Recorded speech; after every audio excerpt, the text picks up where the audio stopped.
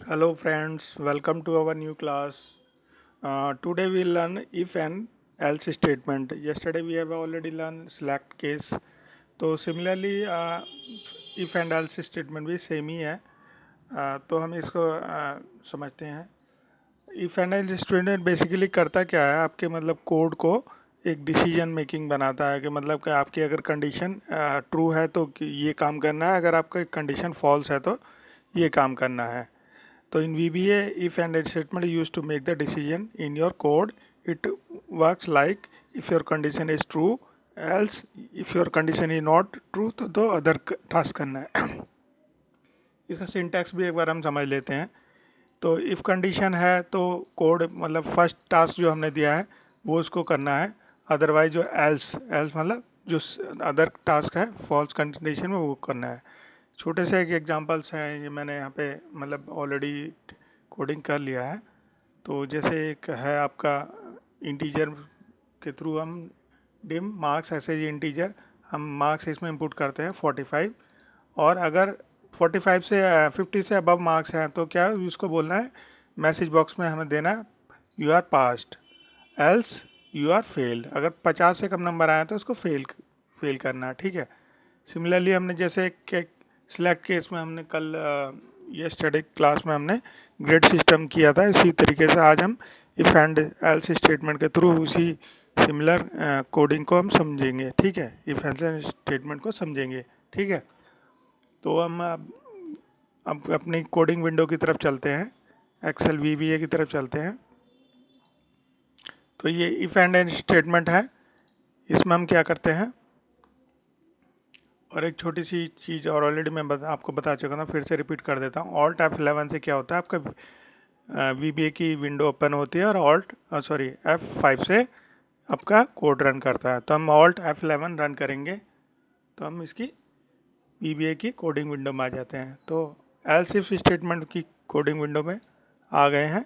तो इसके कोडिंग को मैं आपको समझा देता हूँ, मैंने ऑलरेडी इसमें कल शाम इसको कर लिया था.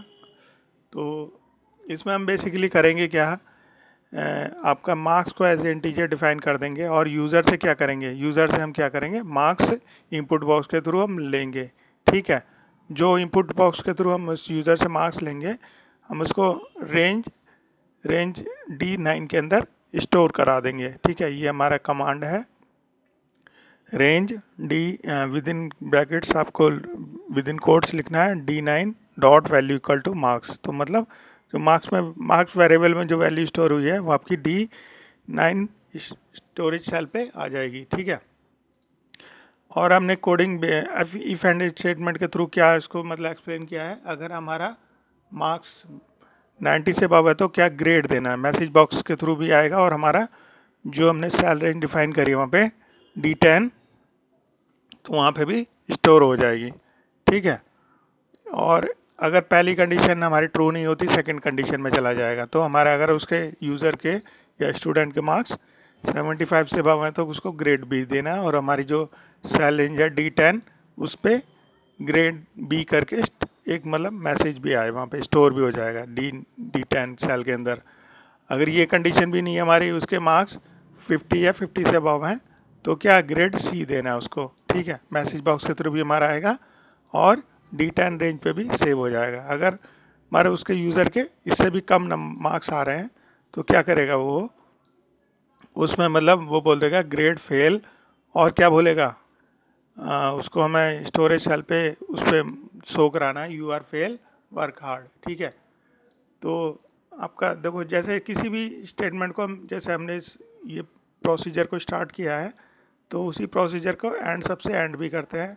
उसी तरीके से सिमिलरली जैसे इफ़ एंड एल्स स्टेटमेंट हमने स्टार्ट किया है, यहाँ से स्टार्ट किया है इफ़ मार्क्स, तो इसको हमें एंड भी करना पड़ता है जैसे एंड इफ़ करके. ठीक है. मतलब एंड इफ़ की बॉडी हमारी यहाँ से यहाँ तक जितना एरिया मैंने हाईलाइट किया है. ठीक है. बाकी ये अब पोर्शन ये यहाँ पे जो है हमारा ये होता है वेरिएबल डिक्लेरेशन के लिए. ठीक है. बट मैंने यूज़र से यहाँ पे ये मतलब इनपुट ले लिया है और ठीक है और D9 पे इसको सेव कर दिया. चलो इसको रन करा के देखते हैं. ऑल्ट F5 से रन कराते हैं. तो यूज़र से चलो सपोज़ करो हम 95 नंबर इनपुट कराते हैं. ठीक है. और देखते हैं ए ग्रेड आ गया है और इसको क्लिक करते हैं तो देखते हैं क्या उसने आउटपुट आया है। तो ग्रेड ए का यहाँ पे इसने मतलब दे दिया है। और सेकंड कंडीशन रन करा के देखते हैं। अब हम कराएंगे अबव 75 85 करा के देखते हैं, ठीक है। तो फिर से इसको रन कराते हैं F5 से, हम देते हैं 85 मार्क्स देते हैं और देखते हैं अपने एक्सेल शीट की तरफ क्या इसने आउटपुट दिया है। तो ग्रेड भी दे दिया है और आपका है अब इसको कराते हैं अबव 55, ठीक है। फिर दोबारा से F5 से रन कराते हैं, ठीक है। 55 करते हैं तो देखिए क्या देता है, ये सी ग्रेड दे दिया। और देखो हमारे एक्सेल सेल पे भी इसने ग्रेड सी से सेव कर दिया है। अब इसको फिर हम क्या करते हैं, जो हमारा लास्ट ऑप्शन है ग्रेड डी या फेल के लिए, हम इसको रन कराते हैं। F5 करते हैं, F5 करते हैं तो हम इसको देते हैं 40 मार्क्स दे देते हैं। देखिए क्या करता है ये। तो 40 मार्क्स पे भी इसने सी 40 मार्क्स के लिए कर दिया है, ठीक है। एल्स स्टेटमेंट रन करा के देखते हैं हम, 30 मार्क्स पे देते हैं, ठीक है। तो इसने मतलब 40 मार्क्स तक इसने मतलब सी ग्रेड दिया। उसके बाद 30 मार्क्स पे इसने क्या कर दिया, इसने फेल कर दिया, ठीक है। आई होप ये आपको बढ़िया से समझ में आया होगा। तो हमारी अगली क्लास के लिए लाइक और सब्सक्राइब कर दीजिए। Thank you for today, that's all.